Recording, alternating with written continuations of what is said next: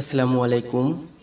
আজকের ভিডিওতে আমি দেখাবো কিভাবে খুব সহজেই মাইক্রোসফট এক্সেলে পাসওয়ার্ড সেট করবেন যাতে আপনার গুরুত্বপূর্ণ ফাইল কেউ খুলতে না পারে।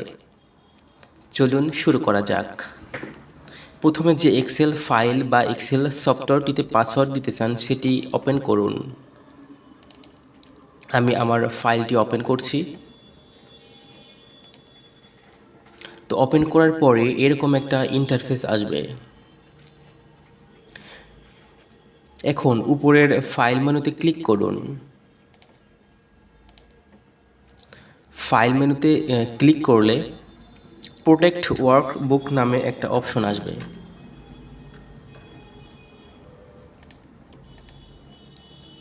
প্রোটেক্ট ওয়ার্কবুকে এসে ইনক্রিপ্ট উইথ পাসওয়ার্ড লেখা আছে।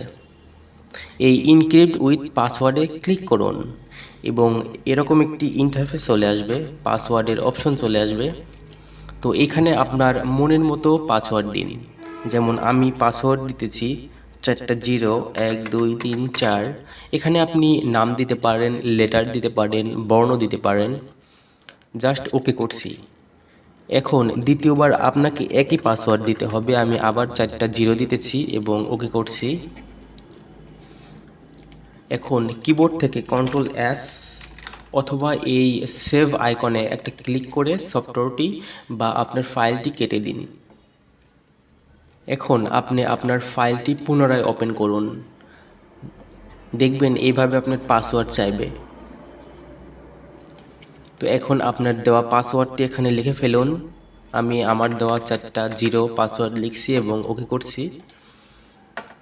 এখন কিন্তু সফটওয়্যারটি অটোমেটিকভাবে চালু হয়ে গেছে।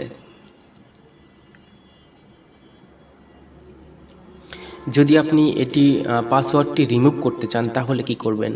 তো রিমুভ করার জন্য সিম্পলি আপনি ফাইল, প্রোটেক্ট ওয়ার্কবুক যেভাবে করেছিলেন সেইভাবে ইনক্রিপ্ট উইথ পাসওয়ার্ড, এইখান থেকে পাসওয়ার্ড সিলেক্ট করে ডিলিট দিবেন। তারপরে ওকে।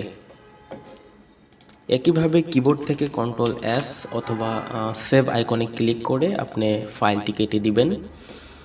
পরবর্তীতে আপনি ফাইলটি ওপেন করবেন। এখন কিন্তু পাসওয়ার্ড চাচ্ছে না, অটোমেটিক ফাইলটি খুলে গেছে।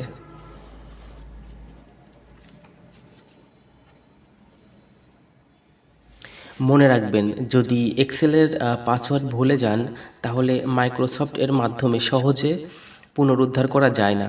তাই পাসওয়ার্ড অবশ্যই নিরাপদ জায়গায় লিখে রাখবেন। আশা করি এই ভিডিওটি আপনাদের উপকারে এসেছে। এ ধরনের এক্সেল টিপস, এক্সেল সফটওয়্যার এবং এক্সেল সমস্ত কিছু পেতে আমাদের ভিডিওটি দেখুন এবং আমাদের চ্যানেলটি সাবস্ক্রাইব করে রাখুন।